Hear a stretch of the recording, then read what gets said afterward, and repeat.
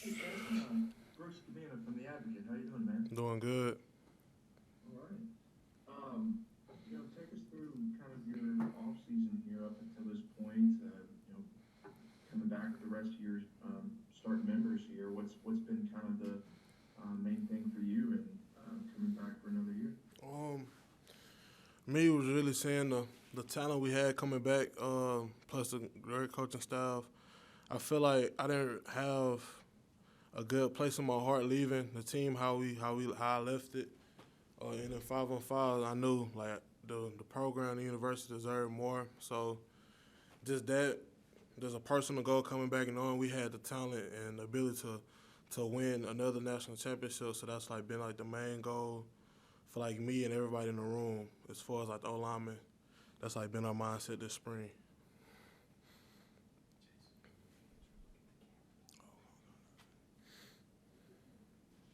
Yeah, hey Jason, this is Glenn West at LSU Country.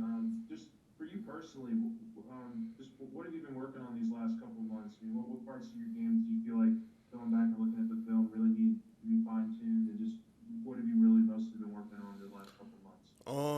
Usually my main focal point been on finishing. Also, getting in the best shape I can be in. Conditioning has also been a main focus this all season. Really just being aggressive, end of the play. We got a thing now. It's called like the last violent shove. So like players on the team compete on offense about who finishes, who gets the most finishes, the most, being more aggressive. So that's one thing that I focus on this off season was becoming more of aggressive, more of a, I guess, more of a anchor this year. Hey, it's Mike Cobble from Baton Rouge. I got a couple, so Brandon, don't keep me right away. But you do look good. You look thinner in the picture Yeah, for sure. I guess. a little bit. Where are you at on your weight, and how was the knee coming back? The knee. I'm blessed, I guess, to be considered a fast, like I guess heal faster. The knee probably like a month or two. I've been 100% for like since really like February, so I ain't really had any problems with the knee. But my weight right now I'm like 333, 332. I plan on shedding some more weight around before fall camp, like in the summer. Hopefully get around like 315, 320 around my playing weight this year.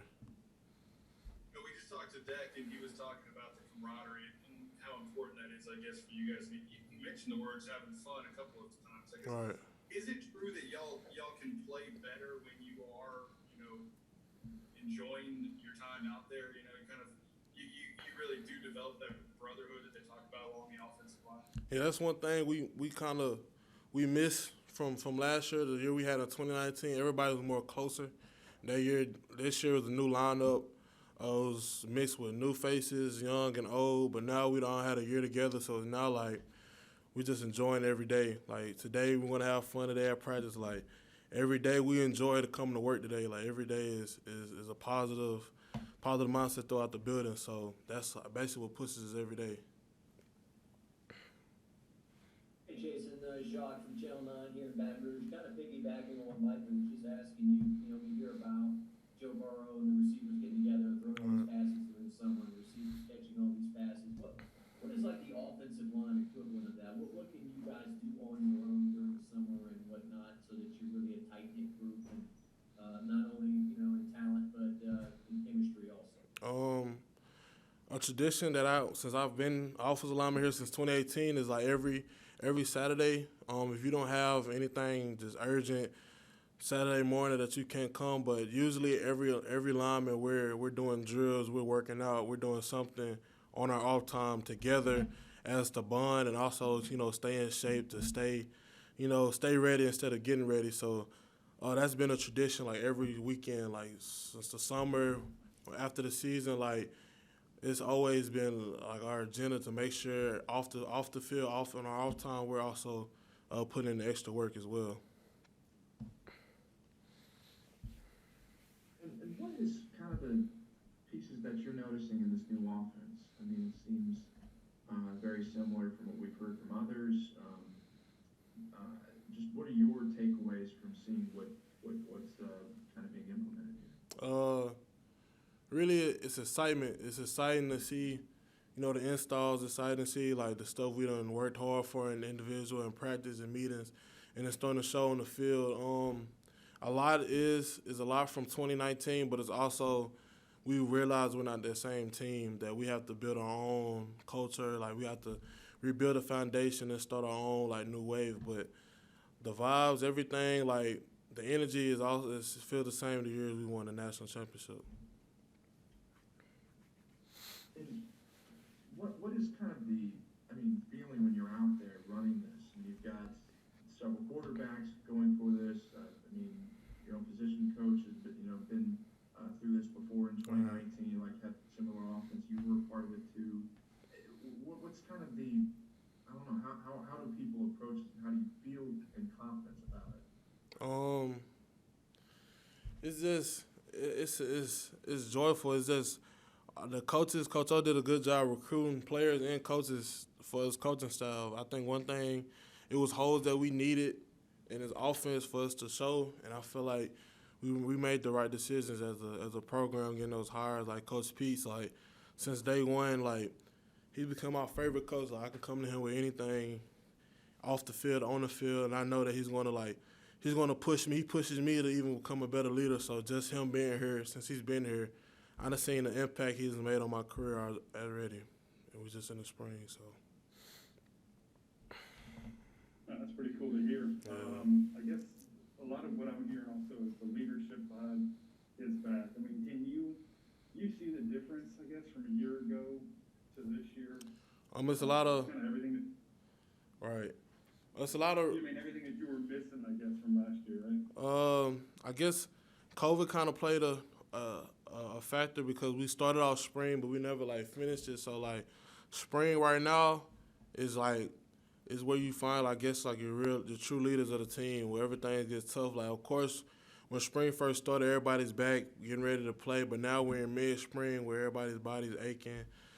Some people don't want to go, whatever. But now it's like you get to see who's really like who you can count on in the fall, and I feel like it's the team right now. How it's looking when things get tough, we all revolve around each other. It's never like last year was more. I guess it was hard using like a team because we all was separated for months. But now like this team, like this chemistry, like this is the most unselfish team I've been part of since like me playing sports, and like that's just it's nothing for us. We chose as a team to decide to take this next step and go get what we deserve. We'll go two more questions. We'll finish with Brooks and Derek. Chasen, I'm trying to think in my mind how often I may have gotten a chance to talk to you. I don't know. Yeah, I'm curious about you. I mean, one of the things that kind of tipped me maybe about your personality is that your number is 57. Your All right. 50. Did you pick that? I came to LSU as a defensive lineman, and my number was number 52. I just picked it, want to be different. I think I was hurt, and Jack Marucci was like, he seen my number. He was like 52. He's like Hines, and then he's like, why don't you just pick number 57? So it just kind of I guess branded itself. Everything worked out. So I really give my props really to Jack Marucci for the Hines 57. Do you like ketchup or you think or what? What's your condiment? I am a ketchup. I'm not big on condiments, but ketchup is always my go-to. So that's for sure.